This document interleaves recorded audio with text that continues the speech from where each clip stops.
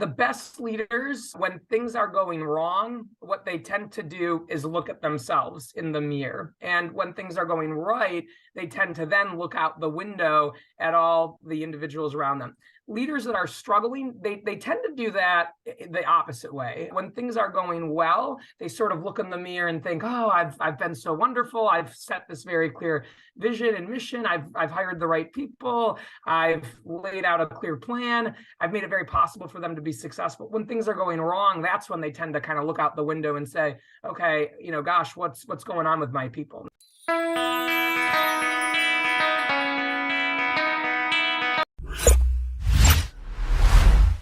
Are you a great leader? And what does it take to be a great leader? My guest today, Amy Chambers, her book, 7 Virtues of Leadership. Let's get into it. Amy, welcome to the show. Thank you. So happy to be here, Maureen. All right. So leadership, what a concept that we get to talk about in this current state of things. No one seems to be able to agree on what's a great leader. And you wrote a whole book about it, 7 Virtues of Leadership. What makes a great leader? Yeah, so the first thing, without a doubt, that all great leaders have is they want to help and serve people around them. If you don't have that, really, really difficult to be a great leader. Ultimately, leadership is not about being in charge. It's about caring for those that are in your charge. It's not about what you can do.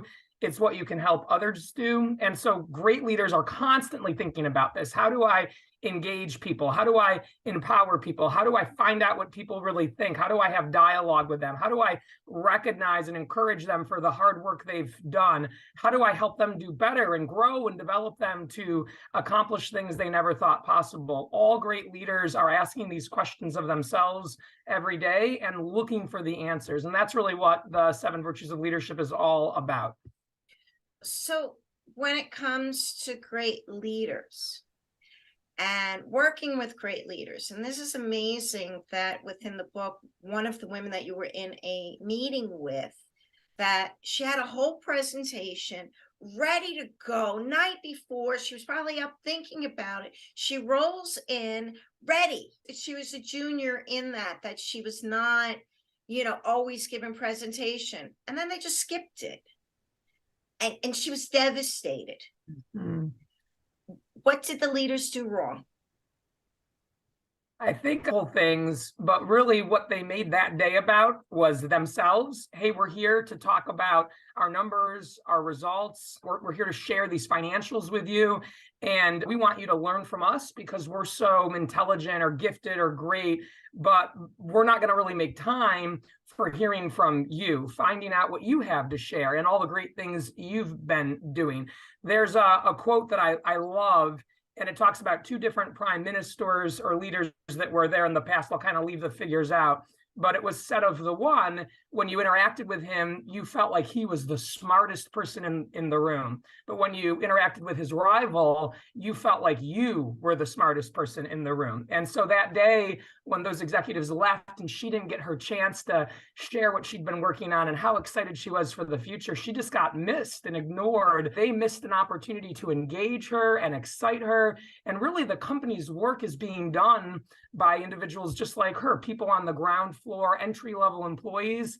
So when they came and said, we're going to be here, but we're not going to find out what it is that you're up to, they missed a chance to say, hey, our vision, our mission, our core values are important. You're the ones executing on that. We want to understand how that's happening. And so that was a real shame. It was kind of the moment that I realized that I was interested in leadership. I thought to myself, gosh, if it were me, that would never happen on my watch. And so that moment became very profound for me as I got older. And I never lost sight of that. It stuck with me in the book because we've been there and we've known when, wow, that you're in a mission, you're in someone's vision, and then you get to be part of that, to be implementing, aligning your vision, and there's nothing like it. And then there's the other situation, which are most that I've found in my experience are not. And so that difference between that, and I love how you break down the C-suite and the regular, and then your other leaders and how there is a difference there. That fascinating. We'll get into that. But you got leaders out there, and you got leaders that saying, you know, I'm really having a difficult time. Granted, right? With COVID, with social interaction changing, with how people are feeling, with the economy, with so much going on, they want to be their best, to bring the best. How? What do you say to them? So one of the things that you just talked about, which I just think is so important, is that leaders might say, hey, I'm having a difficult time. I'm struggling. One of the first things leaders can do is make it okay to say that, just out of the gate. It's the safe, secure environment where you can admit, I've made a mistake. I'm having a tough time. I've screwed up. I had a failure, and I'm nervous to tell you that, but I'm okay with being humble enough and vulnerable enough to say that. That's really when we've got that space at work where that's permissible to admit those kinds of things and not be afraid of being judged or chastised for that. That really gives us psychological and emotional oxygen where we can be real with each other and authentic. So that's a hugely helpful thing. When those kinds of moments happen where people say, hey, I'm having a difficult time, or I'm struggling with this, great leaders, they're not afraid to say, hey, I've been there. That's happened to me as well. Let's talk about what's really going on. Let's get to the root cause. Let's find the why. Open up. Tell me just where are you at? And leaders don't really feel like they've got to have all the answers to those questions and problems. With them, it's more helpful to ask the questions and just be able to say, I don't feel that I have to have the answers. We're going to figure this out together. You might even be the one to figure it out, but you can come and talk to me about that. And I'll give you the questions that I would be asking myself to solve this. And so definitely in organizations that were successful versus those that have really struggled with the pandemic, as you brought up, I saw this happening, that everyone was involved in finding the solutions, that it was okay to say, hey, I'm really going through something right now. Organizations that have thought we've got to be perfect, they were the ones that I've observed struggle more with this. So I'm not sure if that's helpful, but that's what I'm thinking about as you say that. Yeah, absolutely. And you brought up a point where it's a subordinate or an employee or a team member. I like that team better. I don't use any of those in my work. One of my team members, that in the book, there was a person that came in new, and then they said, I don't know this question. And then the leader said, great. That's where we start, by being that they get to be vulnerable as we stand vulnerable, so the questions can come up, because you're not supposed to know it all. And I don't know, as the world is changing every 30 seconds, that's where the true connection, as well as opportunity to expand and to really move forward, is in that vulnerability. That's right, 100%. I think that, and you see so many examples of this in life, but ultimately, when we are comfortable enough to say, I don't know it all, but I want to learn, people that do that kind of thing, they take chances, they take risks, they read books, they interact with others differently. They go through life feeling, hey, it's okay if I don't look perfect. I wasn't ever thinking I was going to be perfect. And because of that, they just operate, they show up differently. And because they don't feel like, oh, I've got to have it all figured out and I'm supposed to have all the answers, I'm supposed to be this perfect person, they put themselves through activities that are hard or are challenging or have struggle attached to them. They don't mind being out of their comfort zones. Then they know that it's okay to be uncomfortable. And that just opens up a wide range of possibilities. And again, when people do this at work with it's interesting you brought this up. I struggle with the word follower, the word employee, subordinates. I really do think team members, people are part of a team. We're all in it together. That those words sort of denote that better. But when people do this with their team members at work, everybody then says, okay, the pressure of I've got to have it figured out and be perfect is off. Now I can just be myself. A lot more gets done. And so that leads to just tremendous greatness when people are willing to do that. And within it all comes to vulnerability, right? Yes. So let me ask you the other place, because I'm going to shift this a little bit, because I know that you work in corporate America, and this book is for them. But I also believe that it is for the team members. And with the team members now, then, if you're struggling with a difficult boss, if you're struggling that you're not able to get your message forward to them, you're not vested because you're also not being heard, what do you say to them? What do you say to all those other people that are out there that aren't the boss, but God, they would love an amazing leader? That's a great question. And this didn't really come up in the book very much, but it's important to note. I really believe in my heart that this is the way for leaders. And I know that there are numerous employees and individuals out there that don't have this environment in their workplace. The big message I have is one, you got to fight for it. And so asking for these kinds of things, hey, would it be all right if we had a meeting where we could talk with all of us about this topic? I think there's a few of us that have some opinions on this. We'd really like to share those. And if answers to that kind of question are, no, we're just going to do it this way, we've already made the decision, here's what it is. And that happens repeatedly. I think about it's performance review season at a lot of organizations right now. And I just had a friend the other day telling me, I don't really get a say in my performance review. There isn't anyone that asks me to self-review or self-grade. I don't get a chance to submit a list of my accomplishments or learning. I just get a score, and there's not even any dialogue about it. We can't even talk through what it is I'm going to work on. And I was very disappointed to hear that, but I know that that's common. If those are the kinds of things that people see in their environment, I very strongly encourage them, again, to stand up, to speak out, to talk to HR about that. But if they just feel like, oh, HR just isn't really wanting to create an environment like that, there are organizations out there that do care and value people's opinions, that are looking for engaged employees that are going to be part of it. I would say to go find those and seek those out. And I've been at a few of those companies myself. It was a little scary to leave, walk away, resign, say I'm going to go to a different employer now. It just kind of sometimes feels like you're giving up or you're quitting. But leaving organizations that had poor leadership, that didn't care about my opinion, probably one of the best things I've ever done for myself in my career. It helped me find my voice. It helped me get stronger. And so I guess, yeah, step one, kind of try to fight for it and to ask for those things. Not all leaders are being bad, for lack of a better word, intentionally. They're just not aware that there's another way. But if you fought for that, or sort of look around and say, no, this is systemic, this is the organization I'm in just isn't interested in this, I would strongly encourage people to go and find other opportunities until they have it. I've worked at all kinds of organizations, and it's just that we spend so much time at work. It's critical that we love where we're at, and we love our boss, and we love the people we work with. And, sometimes you have to go through a couple of organizations to really find that perfect fit. Once you do, it changes everything. So I would encourage people not to settle, not just to accept it, but to really wait till they've got exactly that environment I describe in the book. The other thing, I was just talking with a client this morning before we came on, and the piece that was a game changer for me and continues to be is being aware of operating systems, being aware of who you are, as well as how others communicate, and that understanding of who they are. That was significant.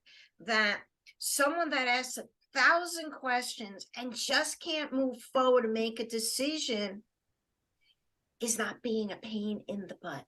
Pain in the ass. Let's just say they're not being a pain in the ass. It's who they are, and they're like, and then there's others that have 1,000 ideas, can't move forward, and like they're ready for another one but don't complete anything. We know who they are. Mm-hmm. And therefore you need a team of both to really make it work. And that piece, talk about operating systems in there, and talk about how when you're aware of who you are, and then you get to be aware of others, that team of what your greatness is, you align with others of their greatness, and it's magic. Yeah, one of the things you're bringing up right now, which is just so vital, is that we're not the same. We have just very different talents and strengths as human beings. We sometimes forget that. I think there can be this tendency to sort of assume that other people and their brains work just like ours do. We can even see this in our personal relationships. I've always been in love with math and finance and whatnot. And so sometimes it's taken me aback. I'm with a group of people at dinner, and people are getting out their calculators to calculate just 20% on the bill. I think, oh, that's kind of a simple multiplication. And what I've realized is that for some people it isn't, but those same people will have skills and strengths that I couldn't even put a toe in the water in. And so it's neat getting to a point where you sort of realize, oh, wow, if I'm part of a team, I'm not going to be able to do or know everything myself. I need other people around me to fill in the gaps for me. And so becoming very aware of what is it that I do well, what comes naturally to me. I think that for you and I, Maureen, communication, building relationships, talking, that's probably always been something we've excelled at or just had a natural affinity towards. But for myself, technology things, really difficult for me to understand. I can get the TV on and off, and I can get my phone powered up. That's about it. I can download some new apps, but I'm not the person that's going to write code. And so figuring out what people do well and then putting them in roles on assignments in projects where they get to use their best strengths, that's a really important skill of a leader to be observing other people and watching, okay, what is it that comes naturally? What is it that they're sort of better at others at? What can they get done very quickly, but very well? Okay, what assignments, projects, things can I give that person to do that aligns with those strengths? And the same thing for my other people over here. And when teams are built that way, that everybody gets to be their best self, a lot gets done. And I think it's really important for the leader to almost talk about people with that, both privately, but in group settings where the team actually starts to learn each other's strengths. It's not just something that they and the leader know, but everybody says, oh, we're going to give that problem or assignment to Robert because Robert's just outstanding at that. Oh, there's a need for decorations for a big celebration we're having and fun, crafty ideas for what the gifts are. Oh, so-and-so does that really well. It's nice when you can get into a system where everybody has a role. It's kind of why they say it takes a village. It really, really does. And so creating a system of who does what and when based on who they really are, that's vital. And when leaders give people opportunities to be them best selves and to shine, that's where the magic kind of happens. People really love to work at organizations that are playing on their strengths. They go home almost saying, gosh, I get paid for this. It's fun. Like, I like what I'm doing. And so it is a leader's responsibility, I think, to make sure people are in the right seats on the right bus. And then the possibilities are infinite because you're continuing to stay in your greatness and your gift. That's right. And then someone else that is not that's not your gift, their gift. You're like, thank God I have my numbers person. I have my analyzer that keeps me together. And that team, things are just open to possibility, and it's fun. Yep. Absolutely. That's where really the magic happens. I just had a meeting a couple of days ago with a small startup that's already doing great things. And it's the founders, two gentlemen, one sort of very obviously the face of the business, booked the meeting with me, has the relationships and the connections, really tremendous speaking skills, able to articulate kind of the company's vision. And then the other gentleman, it's sort of a company that helps financial institutions with data analysis, comparative comparisons, really doing the number crunching, able to very much explain, here's what makes us different. This is why this data we're going to give financial institutions is something you can't find on your own. Here's how we manipulate the numbers. And here's what what I realized from talking to both of them is they desperately need each other, and they're perfect that they've matched up and paired up and been together. Very different strengths, but you could really see as I interacted with them, they both love what they do, and it doesn't work without one of them. They need each other. And so I thought that was kind of cool. And I was sharing with them how successful I think they're going to be because they've both figured out exactly what they do well, and they're in a role right now where they get to do that all day long. So as companies on a greater scale that can figure that out tend to be very, very successful. And then the other side to that is that what a relief, particularly as an entrepreneur, because that's a tremendous amount of my audience is entrepreneur, best-selling authors, is that it's not successful to do it all. Right. You align with others that complement, and that their greatness is aligned with your greatness. Where do you get to go? That's right. Where the really magic happens.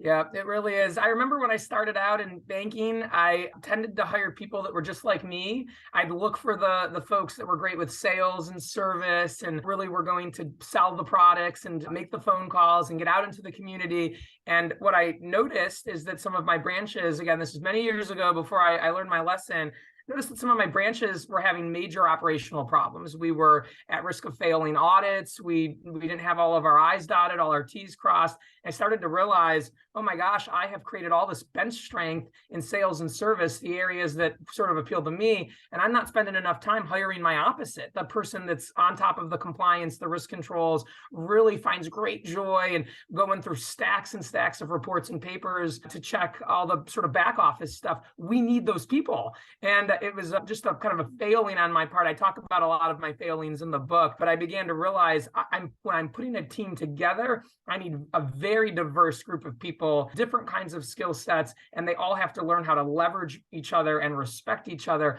Again, not for those things that they do the same, but the differences, and they learn to value and accept differences. And by the way, I meet with a lot of clients that need some professional help, but a lot of my clients also talk to me about the personal side. This is really when I see marriages that work out well, friendships that work out well, families that are humming. There's an element of this, of realizing we're not going to all do it the same way. If I leave, the toothpaste cap off, or you don't throw out the water bottle that's empty and right by the trash, maybe some of that is all right. Like, we don't have to clone each other to be exactly like us. Families, couples that say, hey, my partner is different than me, it really starts to gel and work. And sometimes we struggle with that, but people that can do that well, they just tend to have better relationships in every area of their life. So this is great. Once you break through that you get to see things you would have missed, because That's right. see someone else's eyes and someone else's way of being. That's right. Just fun. Yeah. Yeah. So in this world where we're struggling with leadership, where we're struggling with, again, I'm rolling back to connectivity, that closing thought when it comes to, again, 7 virtues of leadership, what would you say to the leaders out there that are struggling? The best leaders, when things are going wrong, what they tend to do is look at themselves in the mirror. And when things are going right, they tend to then look out the window at all the individuals around them. Leaders that are struggling, they tend to do that the opposite way. When things are going well, they sort of look in the mirror and think, oh, I've been so wonderful. I've set this very clear vision and mission. I've hired the right people. I've laid out a clear plan. I've made it very possible for them to be successful. When things are going wrong, that's when they tend to kind of look out the window and say, okay, gosh, what's going on with my people? And so the act of being humble, self-aware, figuring out what more you can do. Really good leaders do that. They're constantly trying to figure out, how do I get better? How do I help my people more? They're not afraid to ask people, hey, give me feedback. And I'm serious about it. I mean, I'm looking for something that I can work on. And sometimes people say, oh no, everything's great, because they're afraid. They're nervous. If they're honest, then that's not really going to be a good thing. And leaders that are upskilling themselves and getting better, again, they really believe in this vulnerability, these concepts of humility, self-awareness. They are constantly asking people and almost saying, okay, I'm not looking for something good. I'm really looking for you to tell me, what can I improve? What can I work on? They do that constantly. And they do that because they know that they're there to lead others. And so the others matter. The others' opinions and thoughts of their leadership matter. So if you're having issues and saying, I'm struggling as a leader, I'm not getting results, my people don't seem engaged, I would start with a very healthy dose of that humility, and also create that safe, secure space where others give feedback to help you think of things you're not aware of. That's step 1. Probably number 2, I would say, read my book and come find me to have a discussion. Let's get into that. Hold on, let's do that, right? Because I was right there with you. Okay, so again, the book, 7 Virtues of Leadership. So Amy, how can people get in touch with you? Do you have a gift for us?